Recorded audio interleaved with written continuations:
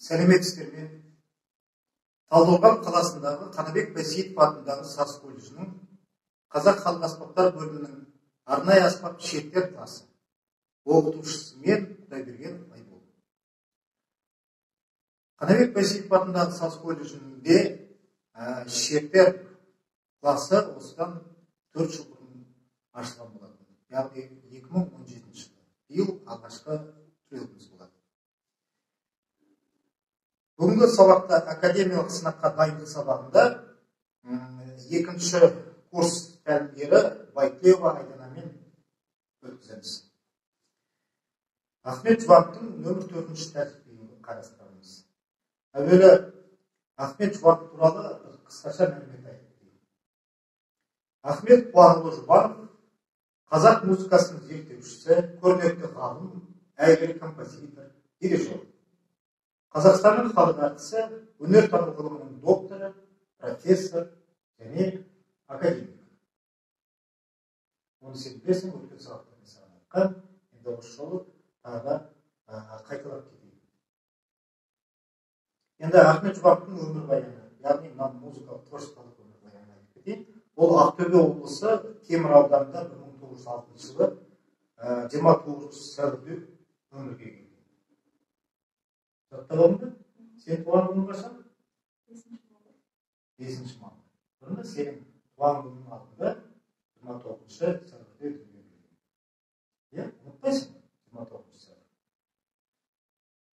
1929 жылы Ленинградтың Гринг атындағы техникумда Этигонның скрипка классы бойынша, сосын консерваторияда профессор Ниманның габой классы бойынша, кейіннен музыка тарихы мен теория факультетінде оқыған.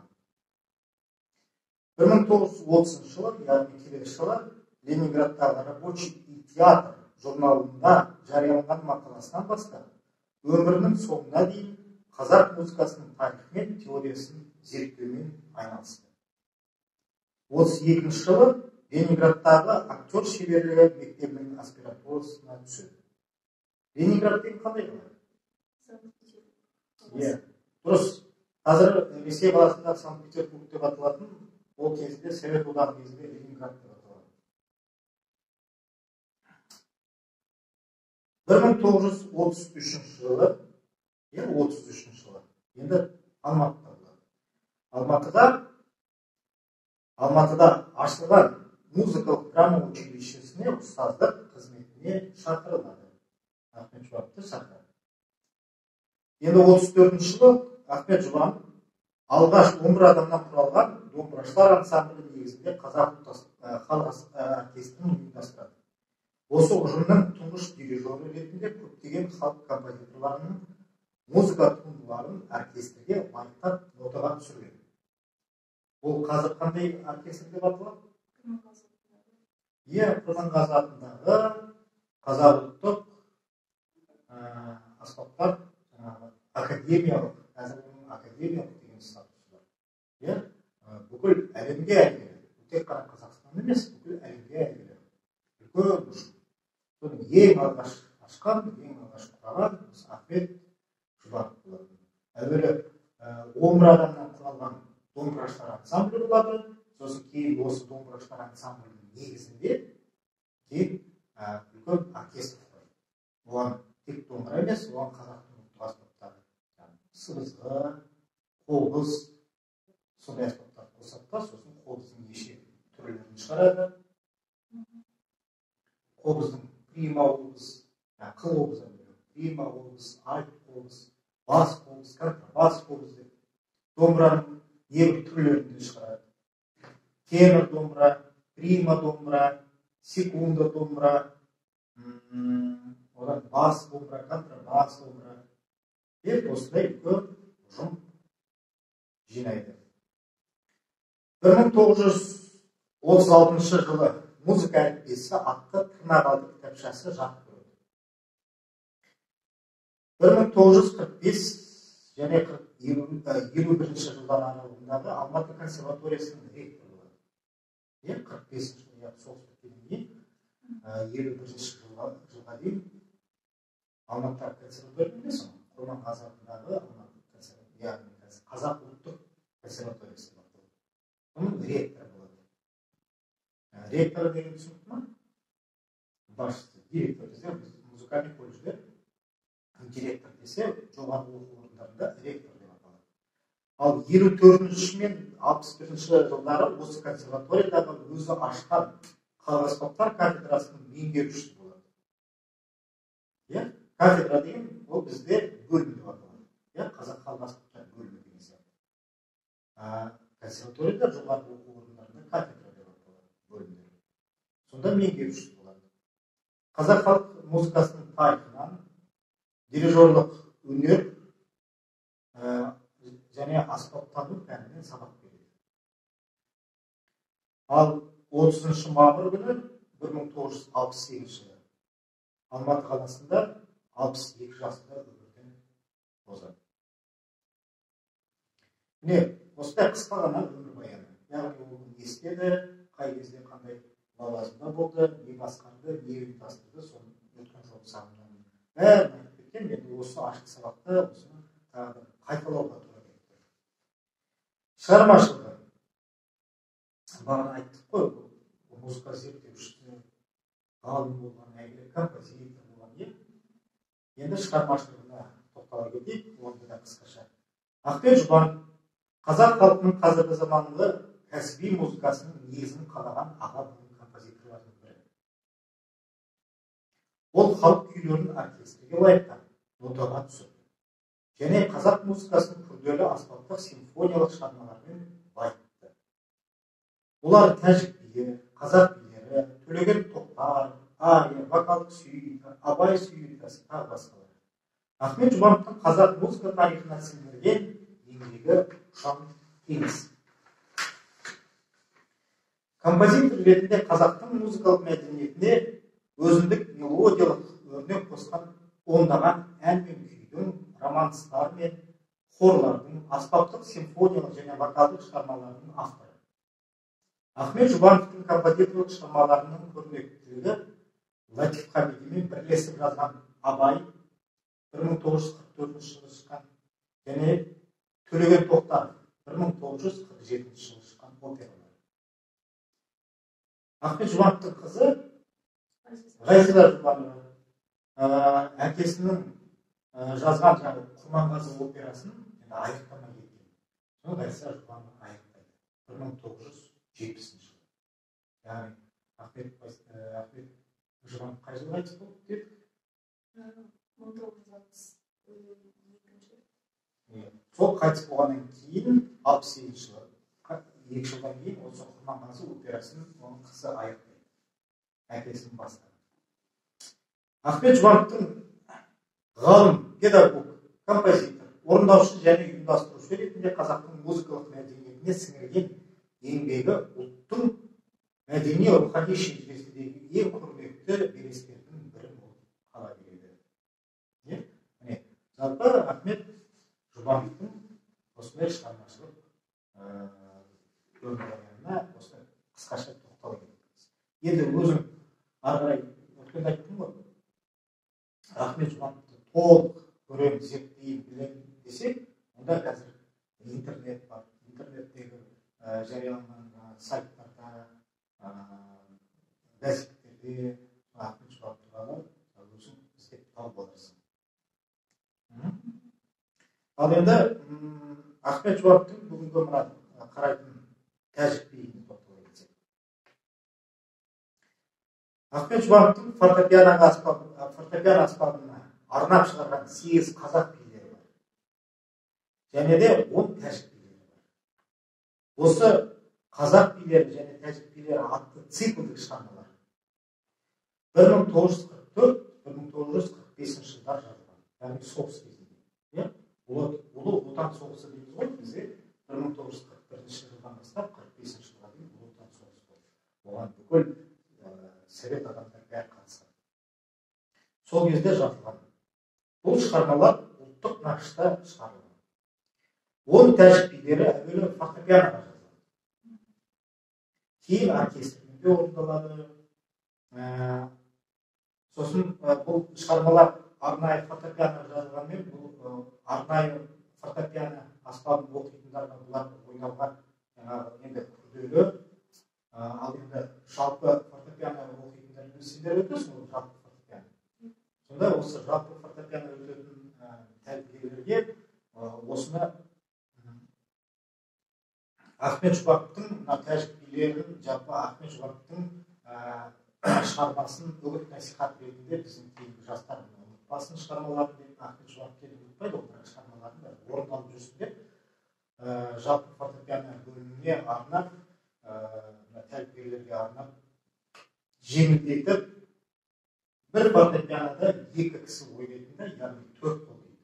Төрт қолға арнап лайықтап түсірілген болатын. Оны Ақтөбе музыка колледжінің фортепиано аспабының оқытушысы Емельянова деген көп ұстаз қазір пенсияда, бірақ сонда да жұмыс істеп жүрген кісі, үлкен атақты кісі. Емельянова деген апай Ақтөбедегі Димаш Құдайбергеновтің фортепианодан сабақ берген апай. Димаш Құдайбергенов танисың? Димаш Құдайбергенов бүкіл әлемге танымал. Сол сияқты Ахмет Жұбаков та сондай әйгілі кісі болған кезінде. Енді осы Емельянованың Ахмет Жұбаковтың 100 жылдығына орай осы 10 тәжік билерін фортепианоға яғни 4 қолға арнап ансамбльге лайықтап түсірген. Түсінікті ғой?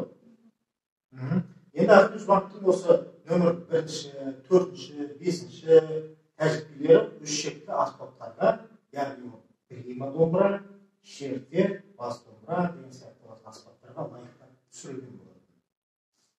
Оны Құрманғазы атындағы Қазақ ұлттық консерваторияда профессор Ерсайын Басқара және Зәмзәгүл Ізмұратова деген апайларымыз солар бастап бүкіл өзінің шәкірттеріне осы шығармаларды ойнатқызып сөйтіп отырады. Енді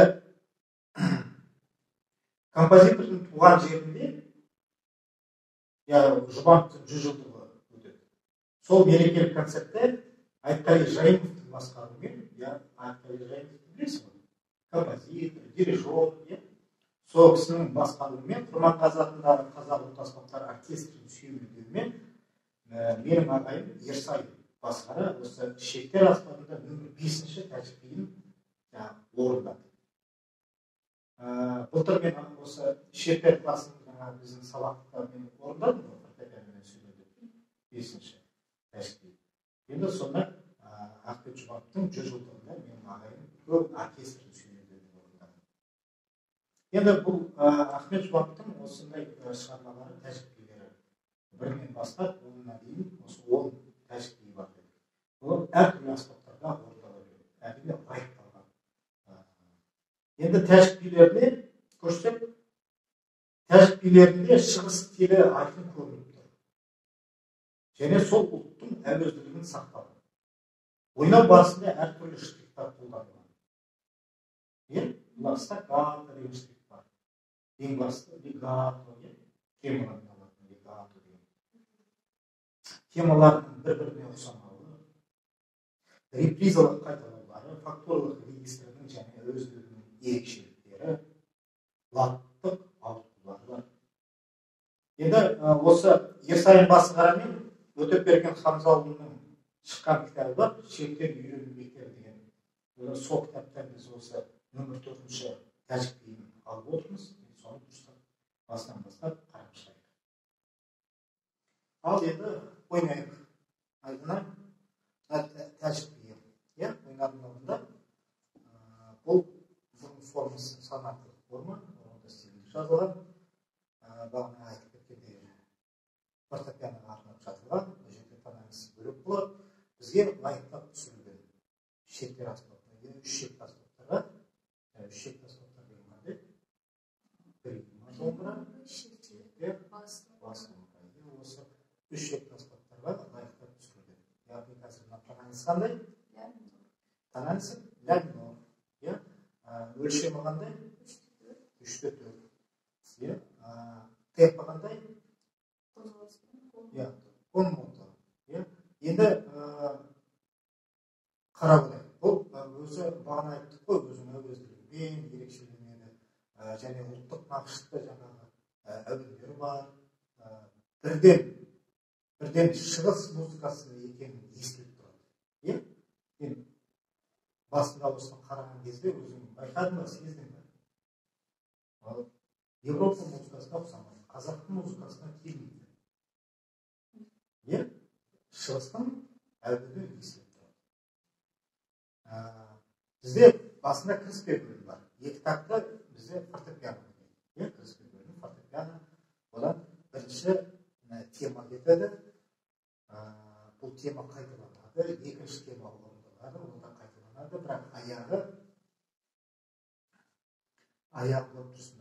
Бірінші вольта, екінші вольта. Иә, бірінші вольтаны ойнаймыз, қайталаған кезде екінші вольтаға ауысып кетеміз. Бірді ойнаймын, екінші вольтаға ауысып кетеміз. Одан кейін үшінші тема кетеді. Фортепиано болған кейін фортепиано бір такт ойнап береді, екі такт ойнап береді. Сені яғни келесі тема үшінші темаға дайындап береді. Одан үшінші тема орындалады. Енді мына жерден байқасаң, мына нюанстарымыз өзі әрқалай болып келеді. Басында меццофорте, одан кейін фортиссимо, одан кейін үшінші тема келген кезде қайтадан меццофорте, яғни өзінің бір жақсы, өте қатты емес, өте ақын емес, меццофорте, орташа фортеге түседі. Осы тема, үшінші тема тағы қайталанады. Үшінші тема қайталанғанында бұл да қарай өзінің жалғасуы бар. Ол бірден бір қалай ойнайды, екінші рет оны тура солай қайталамайды, оның арқайда жалғасы бар. Сөйтіп орындалып, оның жаңа жерде пиано деген нюансы бар. Одан кейін мынау қандай? Меццофорте. Сөйтіп келесі темаға ауысамыз. Мынау енді шарықтау шағы. Шарықтау шағы біз фортемен аламыз. Яғни ол форте мына жерде нюанстар жазылғанмен де өзінің ішінде тағы да динамикалық бояулар жүреді. Көтеретін, крещендо, дыбысты бәсеңдететін, диминуэнді деген бар. Солардың бәрін кейде көрсетпейді, кейде көрсетпейді. Бірақ соның бәрін музыка өзі айтып тұрады. Музыка өзі айтып тұрады, сен оны сезіп тұрмайсың. Егер сен жақсы музыка болсаң, сен өзің сезесің. Енді мына шарықтау шағы. Кішкене несі екпіні басқаша болады. Мольто ритенуто. Мольто ритенуто деген кішкене сәл ғана созамыз. Әдеттегі 1, 2, 3 деп келе жатамыз да, мына келесіне тема келген кезде 39-41 тактқа келген кезде біз сәл ғана созамыз.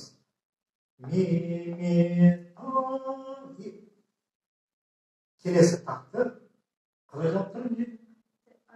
А-темпо. Қандай бұл?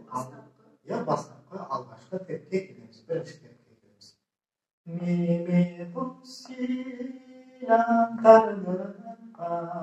Арқай кетеміз. Осы жерде біз форт аламыз. Және де мына жерде қандай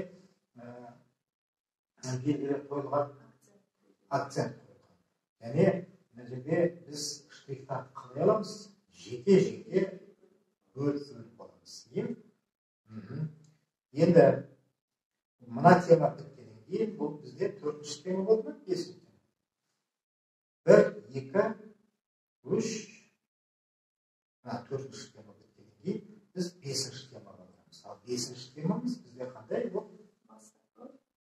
Алғашқы бірінші тема. Яғни мына жерде біз көріп тұрғандай сеньо және фонарь. Яғни біз алдында бірінші сеньоға барамыз да, фонарьға дейін ойнаймыз.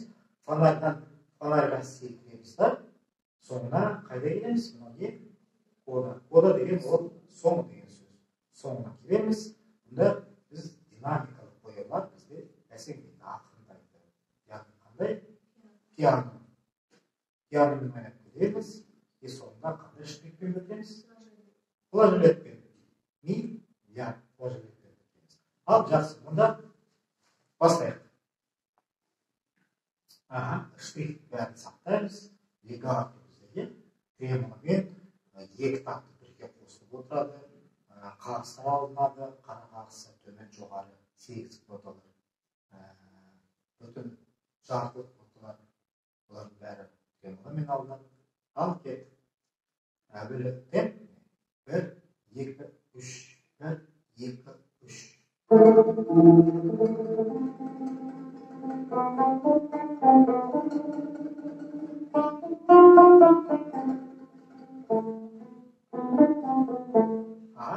Жақсы. Енді қайталамай қой.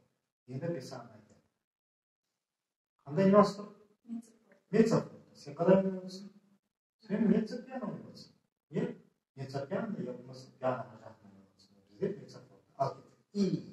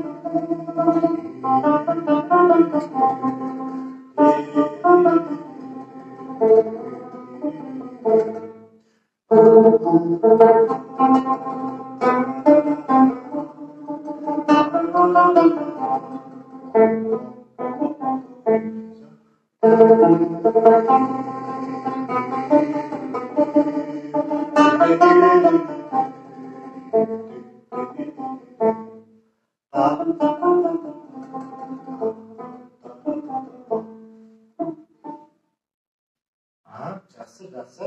Енді саған айтатын темптен озбақ темптен қалма бір кейкі мына жерде қозғалыспен, яғни нота қозғалыспен. Бұл өте жылдам емес. Өте жылдам емес. Сосын темпті сақтау керек. Сен алдыға кетіп жатсың. Нюанстарды анық ойнау керексің. Меццо-форте болса меццо-форте. Форте мен меццо-фортенің екеуінің айырмашылығы бар. Меццо-пиано мен меццо-фортенің айырмашылығы бар. Әрқайсының өзінің бір деңгейі бар. Форте деген қатты, пиано деген ақырын. Фортиссимо деген өте қатты. Сол фортиссимоны ойнау керек. Екінші рет қайталаған кезде де соны ойнау керек. Енді сосын жаңа айттым ғой, осы нюанс жазылған, бірақ ішінде тағы да өзінің тағы да ішіндегі нюанстар бар. Мелодия қарай. Мына бірінші вольтан, екінші вольтан ойнаған кезде де осы жерде крещендо бар, диминуэндо бар. Осыларды да орындап ұмытпау керек. Мән беру керек. Тек қана нота, таза ноталарды ғана ойнап, нота қағазда қалай жазып тұр, сол ғана ойнамай, бүкіл нюанстарын бәрін сақтап отырып, характерін келтіру керек. Би ғой, өзің көз алдыңа елестесең, қарай шығыс қыздардың билегенін, содан сум бәрі келеді. Енді жаман емес. үй тапсырмасын бәрін қарапсың, бәрін алдындағы ескертулердің бәрін қарап, оның бәрін түзетіп келіп, қателеріңді айтқанмын, соның бәрін дұрыстап қарап келіпсің.